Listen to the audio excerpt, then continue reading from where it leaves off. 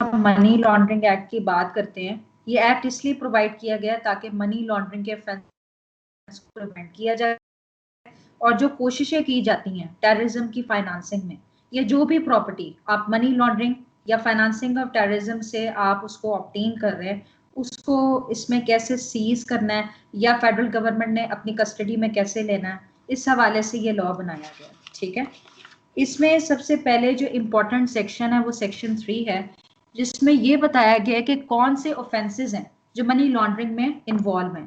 तो इसमें सबसे पहला जो एक क्लॉज है ना, आपकी आसानी के लिए मैंने इसकी एक एब्रीवेशन बनाई है, ACPUT।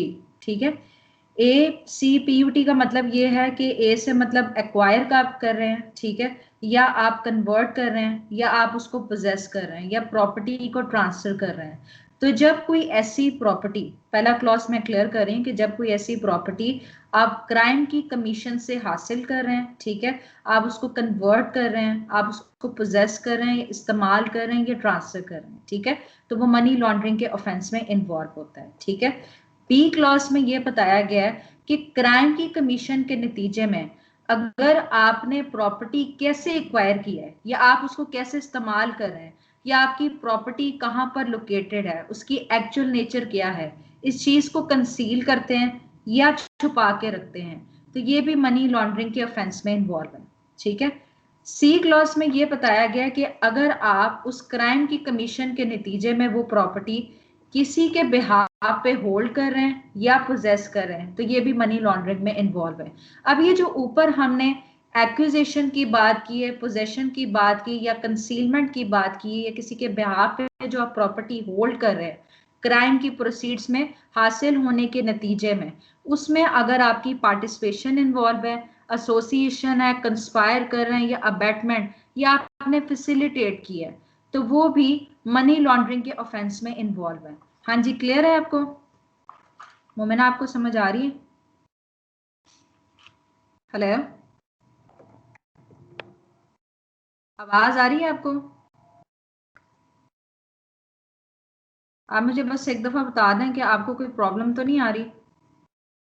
अच्छा जी, उसके बाद सेक्शन 3 में जो मनी लॉन्ड्रिंग के ऑफेंसेस के हवाले से बात की है, उसकी पनिशमेंट सेक्शन 4 में प्रोवाइडेड है, जिसमें यह बताया गया कि रिगरस इम्प्रिजमेंट दी जाएगी, जो 1 साल से कम नहीं होगी लेकिन 10 साल से ज्यादा एक्सीड नहीं करेगी, और जो पनिशमेंट है वो 25 मिलियन रुपीस होगी। ठीक है, और इसमें आपकी प्रॉपर्टी को फॉरफीट भी कर लिया जाएगा, और ये जो फाइन है जो 25 मिलियन रुपीस का, ये फर्दर एक्सटेंड होके 100 मिलियन रुपीस को भी आपको पनिश पीनलाइज किया जा सकता है अगर आपका ताल्लुक किसी कॉरपोरेट से है, या आप उसमें लीगल पर्सन है, डायरेक्टर हैं, एज ए ऑफिसर हैं, या एम्प्लॉय हैं किसी लीगल पर्सन के, तो आप भी गिल्टी समझे जाएंगे सब सेक्शन 1 के तहत। सिर्फ उसमें जो फाइन है वो फर्दर इंक्रीज होगा। ठीक है, उसके बाद सेक्शन 5 में नेशनल एग्जीक्यूटिव कमेटी के हवाले से बताया गया कि इस तमाम प्रोसीजर को रेगुलेट करने के लिए एक अदारा आपके एस्टैब्लिश किया जाएगा,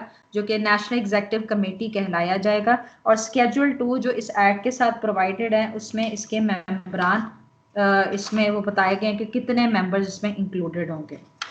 उसके बाद फर्दर इसमें ये बताया गया सब सेक्शन 2 में कि ट्वाइसली ईयर में साल में 2 दफा ये अपनी मीटिंग कंडक्ट करेगा नेशनल एग्जीक्यूटिव कमेटी, और कुछ ये ड्यूटीज अनलिस्ट कर दी गई हैं जो कि नेशनल एग्जीक्यूटिव कमेटी की जिम्मेदारी के उसने परफॉर्म करनी है। सबसे पहले बात ये की गई है कि ये रिकमेंडेशन फ्राहम करेगा फेडरल गवर्नमेंट को इस हवाले से कि इस एक्ट के तहत जो लॉज या रूल्स लेड डाउन है उसको इफेक्टिवली कैसे इंप्लीमेंट किया जा सकता है, ये money laundering, financing of terrorism को रोकने के लिए कौन सी नेशनल पॉलिसी को फॉर्मुलेट करना चाहिए, इस हवाले से ये फेडरल गवर्नमेंट को रिकमेंडेशन फ्राहम करेगा। ठीक है, बी क्लॉज के तहत फेडरल गवर्नमेंट को इस हवाले से भी रिकमेंडेशन फराहम करेगा कि पाकिस्तान में कौन कौन से ऑफेंसेस इन्वॉल्व हैं जिन्हें आप प्रेडिकेट ऑफेंसेस के नाम से यहाँ पर कंसिडर कर सकते हैं। प्रेडिकेट ऑफेंसेस से मतलब ये है कि जो ऑथराइज या स्पेसिफाइड पनिशमेंट्स हैं जो इस एक्ट के तहत स्केड्यूल 1 में प्रिस्क्राइब्ड हैं। मोमिना, आवाज आ रही है आपको मेरी? हेलो मोमिना, आवाज आ रही है आपको?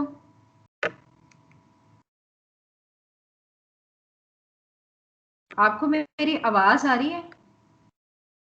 बीच में रुक गई थी आपकी आवाज, अच्छा, अभी आ मैं रही। आपको जितना मैंने अभी बोला है ऊपर से सारा कुछ समझ आया?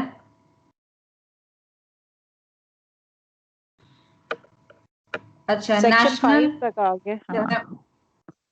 हाँ जी, सेक्शन 5 की बात कर रहे हैं, नेशनल एग्जीक्यूटिव कमेटी। उसमें मैंने आपको ये बताया कि एक कमेटी स्टैब्लिश की जाएगी जो कि नेशनल एग्जीक्यूटिव कमेटी कहलाएगी, और इसके जो मेंबरान हैं वो सेकंड स्केड्यूल में प्रोवाइडेड है, ठीक है। फिर ये भी मैंने आपको बता दिया कि सालाना 2 दफा इसकी मीटिंग कंडक्ट होगी, और इसमें कुछ ऐसी ड्यूटीज हैं जो कि यहाँ पर अनलिस्ट की गई हैं कि कौन से ऐसे मामलात हैं जिसके हवाले से ये फेडरल गवर्नमेंट को रिकमेंडेशन फराहम करेगा। सबसे पहले बात ये की गई है कि इस एक्ट के तहत रूल्स को कैसे इफेक्टिवली इंप्लीमेंट किया जा सकता है, या नेशनल पॉलिसी कैसे फ्रेम करनी है ताकि मनी लॉन्ड्रिंग और फाइनेंसिंग ऑफ टेररिज्म को रोका जा सके। दूसरी बात ये की गई है कि पाकिस्तान में एग्जिस्टिंग कौन से ऑफेंसेस हैं जिन्हें आप प्रेडिकेट ऑफेंसेस की कैटेगरी में कंसिडर कर सकते हैं। प्रेडिकेट ऑफेंसेस जो हैं वो ऐसे ऑफेंसेस हैं जो इस एक्ट के स्केड्यूल 1 में प्रोवाइडेड हैं, ठीक हो गया। सी क्लॉज में ये बताया गया है कि फेडरल गवर्नमेंट को इस हवाले से भी रिकमेंडेशन दी जाएंगी कि कौन से काउंटर मेयर्स हैं जो कि फाइनेंशियल एक्शन टास्क फोर्स आपसे रिक्वायर करती है कि आपने ये मेयर्स को अप्लाई करना है ताकि मनी लॉन्ड्रिंग और फाइनेंसिंग ऑफ टेररिज्म को रोका जा सके, ठीक है। साथ ही साथ इस एक्ट के तहत कौन से रूल्स बनाने हैं, आपने कौन सी रेगुलेशंस को फॉर्मुलेट करना है, इस हवाले से national executive committee federal government को गाइडेंस और रिकमेंडेशन फराहम करेगा। उसके अलावा ये देखा जाएगा कि मनी लॉन्ड्रिंग और फाइनेंसिंग ऑफ टेररिज्म से बचाव के लिए कैसे नेशनल स्ट्रेटेजी को इम्प्लीमेंट किया जा सकता है, उसके हवाले से उसको जो रिव्यू करना है, ओवरसी करना है या प्रूव करना है, ये भी इसके अख्तियारात में शामिल है। फिर साथ ही साथ ये रिपोर्ट्स भी लेगा तमाम कॉम्पिटेंट अथॉरिटीज में, जिसमें एनुअल रिपोर्ट भी शामिल होगी, जिसमें ये एनालिसिस कंडक्ट किया जाएगा कि एस टी आर कौन कौन सी और एस टी आर एस कौन सी हैं। अच्छा, अब एस टी आर का मतलब ये होता है इसमें सस्पिशियस ट्रांजैक्शन रिपोर्ट, इसको कहते हैं कि आपने कौन कौन सी ऐसी ट्रांजैक्शंस को नोट किए हैं जो कि सस्पिशियस कंसिडर की गई हैं, ठीक है। एस टी आर का मतलब है करेंसी ट्रांजैक्शन रिपोर्ट, ठीक है। तो सस्पिशियस ट्रांजैक्शन की रिपोर्ट्स हो या करेंसी ट्रांजैक्शन की रिपोर्ट्स, इस हवाले से जितनी भी कॉम्पिटेंट अथॉरिटीज है उन्होंने लाजमी तौर पर रिपोर्ट सबमिट करनी है नेशनल एग्जीक्यूटिव कमेटी को, ठीक है। जो कि इस हवाले से, और ये भी देखा जाएगा कि क्या उन्होंने एनालिसिस कंडक्ट किया इन्वेस्टिगेशन और प्रोसिक्यूशन के दौरान कि कौन कौन से ऐसे ऑफेंसेस है जो मनी लॉन्ड्रिंग और फाइनेंसिंग ऑफ टेररिज्म के हवाले से हुए हैं। इस हवाले से नेशनल एग्जीक्यूटिव कमेटी जो है वक्तन फोक्तन पीरियोडिकली रिपोर्ट सीक करेगी, ठीक है। जो कि अदारे यहाँ पर स्टैब्लिश हैं जिनमें एएमएल भी आता है। एएमएल का मतलब है एंटी मनी लॉन्ड्रिंग, और सीएफटी का मतलब है काउंटरिंग फाइनेंसिंग ऑफ टेररिज्म। इन अदारों से पीरियोडिकल रिपोर्ट रिक्वायर की जाएगी, ठीक है। उसके अलावा साथ ये भी डिस्कस किए जाएंगे ऐसे दूसरे इश्यूज जो कि नेशनल इंपॉर्टेंस के हवाले से इंपॉर्टेंट कंसिडर किए जाते हैं, और जो असाइन टास्क होंगे फेडरल गवर्नमेंट की तरफ से मनी लॉन्ड्रिंग के हवाले से या फाइनेंसिंग ऑफ टेररिज्म के हवाले से, उन ड्यूटीज को भी, उन फंक्शंस को भी नेशनल एग्जीक्यूटिव कमेटी जो है वो उसे परफॉर्म करेगी, ठीक है। इसके अलावा सब सेक्शन 3 में ये बताया गया कि फर्दर सब कमेटीज भी स्टैब्लिश की जाएंगी नेशनल एग्जीक्यूटिव कमेटी की तरफ से, ठीक है।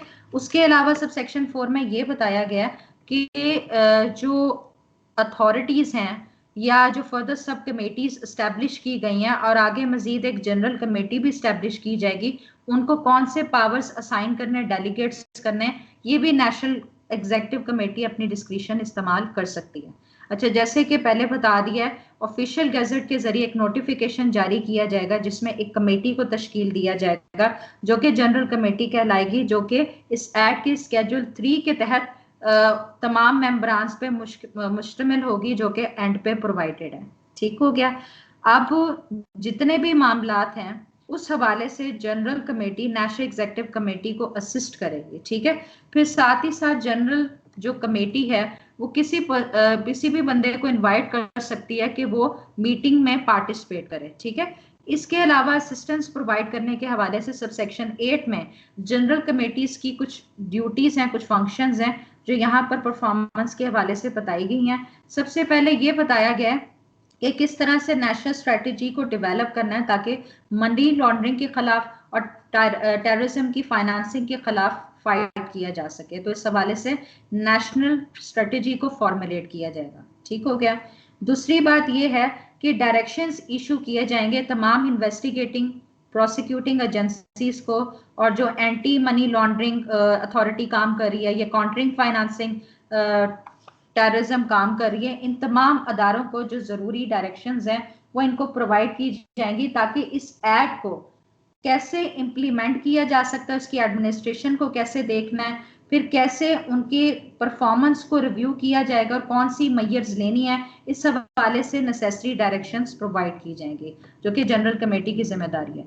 उसके बाद जैसे कि पहले नेशनल एग्जीक्यूटिव कमेटी में हमने देखा, इसमें भी वही पावर है कि तमाम कॉम्पिटेंट अथॉरिटी से जो रिपोर्ट सीख करनी है STRS के हवाले से और CTRS के हवाले से, क्या उन्होंने स्टैटिस्टिक्स डेवलप किया, क्या एनालिसिस किया, तो इस हवाले से जो जनरल कमेटी का सेक्रेटरी होगा वो पीरियोडिकल रिपोर्ट कॉल करेगा इन तमाम अथॉरिटी से। ठीक है, जो कि इन्वेस्टिगेशन या प्रोसिक्यूशन एजेंसी से मुतल्लिक होंगी। ठीक है, फिर उसके बाद जो फाइनेंस मॉनेटरी यूनिट है उसका कितना बजट को एलोकेट करना है, कितना उन्हें बजट इस हवाले से इस्तेमाल किया जा सकता है, उसको जो अप्रूवल देनी है वो जनरल कमेटी करेगी। ठीक है, उसके अलावा ये बताया गया कि जो स्टाफ एम्प्लॉय किया जाएगा उनकी क्या रिक्वायरमेंट्स हैं, कितनी पे होगी, क्या अलाउंसेस प्रिविलेजेस दिए जाएंगे, उनके कॉम्पनसेशन के पैकेजेस क्या हैं, या जो भी मामलात हैं वो भी ये जनरल कमेटी इसको तय करेगी।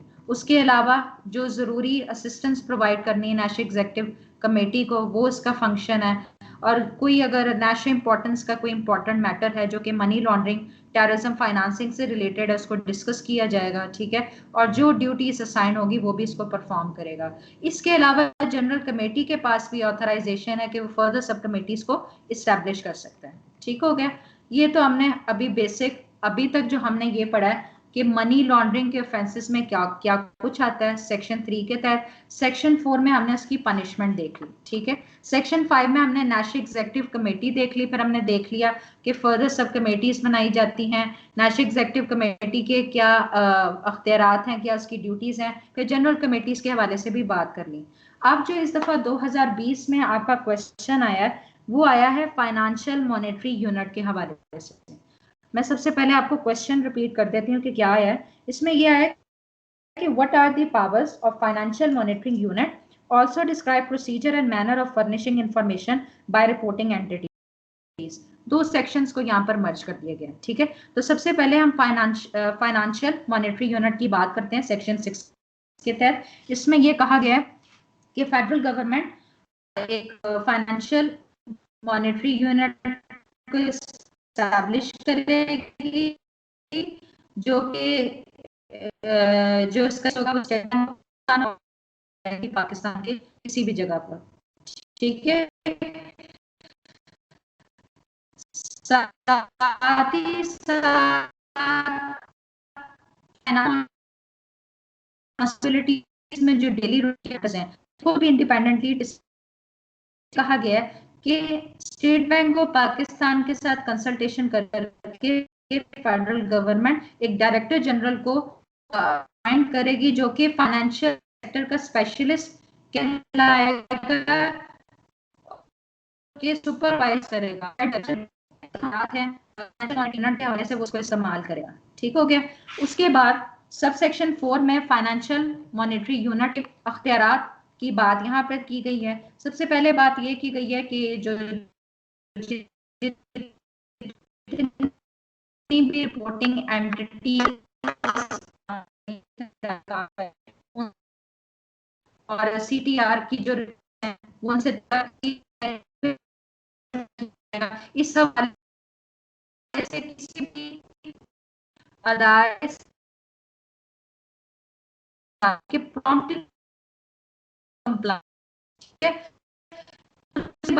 कॉन्फिडेंशियल इन्वेस्टिगेटिंग और प्रोसिक्यूटिंग एजेंसीज को सबमिट की इन्फॉर्म किया जाएगा ताकि वो इंक्वायरी कंडक्ट कर सकते हैं या जो जरूरी इकदाम लेने हैं, ठीक है। उसके अलावा एक डेटाबेस, एक सिस्टम मैकेनिज्म डेवलप किया जाएगा जिसके जरिए जरूरी इकदाम लिए जाएंगे कि जिसमें एनालिटिक सॉफ्टवेयर भी इंक्लूडेड होगा और जो इक्विपमेंट्स यूज होती हैं कंप्यूटर टेक्नोलॉजी के हवाले से, ताकि इस चीज को इफेक्टिव बनाया जा सके कि किस तरह से आप डेटाबेस को इफेक्टिवली सर्च कर सकते हैं, कैसे इंफॉर्मेशन आप गैदर कर सकते हैं और किस तरह से आप उस डेटाबेस को डिफरेंट एजेंसी तक आप प्रोवाइड कर सकते हैं, ठीक है। इन तमाम चीजों को इंश्योर किया जाएगा डेटाबेस की इंफॉर्मेशन गैदर करने के लिए। फिर जो फाइनेंशियल इंटेलिजेंस हैं दूसरे ममालिक में, उनके साथ जो रेसिप्रोकल अरेंजमेंट्स करनी है या जो कॉपरेशन करनी है ताकि वो इंफॉर्मेशन रिसीव कर सकें जो कि मनी लॉन्ड्रिंग, प्रेडिकेट ऑफेंस से रिलेटेड हैं या टेररिज्म की फाइनेंस से रिलेटेड है, इस हवाले से जो इंटरनेशनल इदारे या इंटेलिजेंस काम कर रही है उसको आपने कॉपरेशन प्रोवाइड